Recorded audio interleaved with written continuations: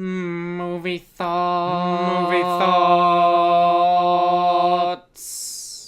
The Legend of Tarzan is a live-action film starring Tarzan. He has now escaped from the jungle, and it is set 10 years after, where Samuel L. Jackson's character comes up to Tarzan and pretty much says, "Hey, we need you back in the jungle. We need to go and do stuff, okay? Yeah, let's go." There is also a subplot where Rom, who is played by Christopher Waltz, wants to get Tarzan and effectively give him to a bunch of locals which are in charge and have lands of diamonds. Yeah, that's pretty much right. Basically it's all about the diamonds, and the Belgians want the diamonds and they want the slaves, and they're the bad guys. They're really bad. Now, the problem with this film is that the CGI is way out of place. It's not like the Jungle Book. The Jungle Book CGI for me was fantastic. You have a live action person, and then everything around him, like the set, all the close-up set is all real. And then everything further than that, that's all CGI, and all the animals are CGI, and everything feels real, and the reactions with Mowgli and the animals and all the faces and everything is just right. This, way off. The CGI is just awful. The direction for Alexander Skarsgård is just kind of appalling. Oh, did I even say who the cast was?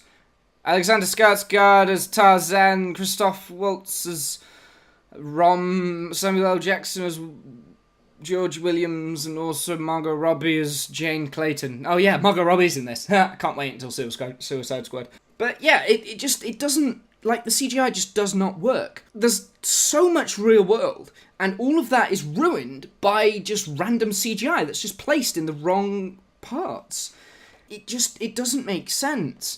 And there are a lot of places where actors are looking in the wrong direction for animals that should be there, and it sticks out like a sore thumb, especially if you see a lot of CGI films, which I do. I see a lot of films.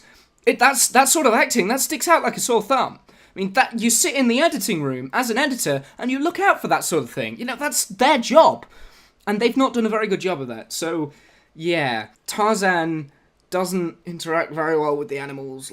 It doesn't. I don't know, it doesn't seem to work very well, let's just put it that way. The whole story feels like it should be a sequel to another film that is probably going to be better. I wanted to see Tarzan coming out of the jungle, but I suppose we've seen that so many times. I mean, there's hundreds of Tarzan films, that is the problem. There are hundreds of Tarzan films. I'm not even exaggerating there.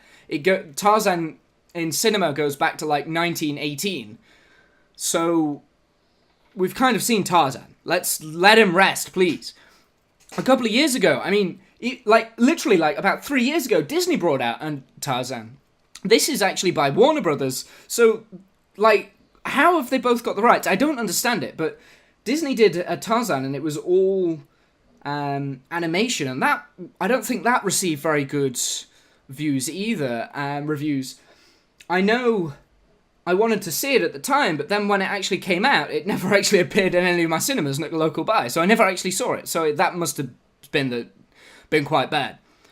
So let's talk about the story for a little bit, because the story is just weird. Basically, Tarzan goes back to Africa, and then all of a sudden he's in Africa, and there are people that try and capture him, and then it jumps off in weird different places all over, and you can't get to grips with it because it just happens so fast and it doesn't make any sense. It's also really far-fetched. Why would Rom care about catching Tarzan just to get some diamonds? And the motivation of the native Africans to kill Tarzan, there's not. Who cares? It doesn't. I don't want to know that, there's a lot of things that are happening, and you don't need it. I thought Margot Robbie was really good. I really enjoyed Margot Robbie, but there's one thing in this whole film that makes this literally everything worth it. There's just one thing, and his name is Samuel L. Jackson. Literally every moment Samuel L. Jackson in is brilliant, because it's just Samuel L. Jackson. He's funny. I mean, you literally can't beat Samuel L. Jackson yelling at the floor, "Shit!"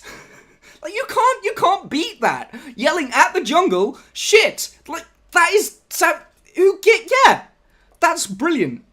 The rest of the film, though, it's not really worth it. Like, if you want to go and see Tarzan, go and watch the 1999 animation film. That had a lot more depth to it, you know? There was a lot more character motivation. Yeah, sure, it doesn't have Samuel L. Jackson in.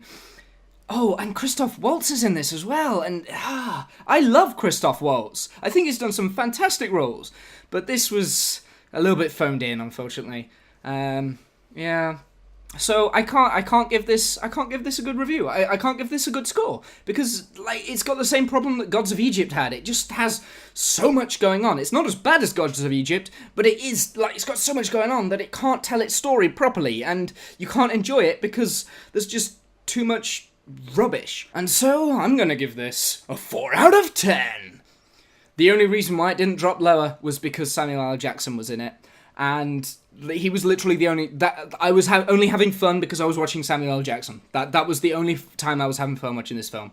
If you want to watch Samuel L. Jackson be an absolute Samuel L. Jackson, then go and watch Samuel L. Jackson films that are better than this, like Pulp Fiction. Go and watch Pulp Fiction. In fact, I'm going to go and watch that now. It's nothing to do with Tarzan, but, you know, you may as well. Samuel L. Jackson, Samuel L. Jackson, Samuel L. Jackson.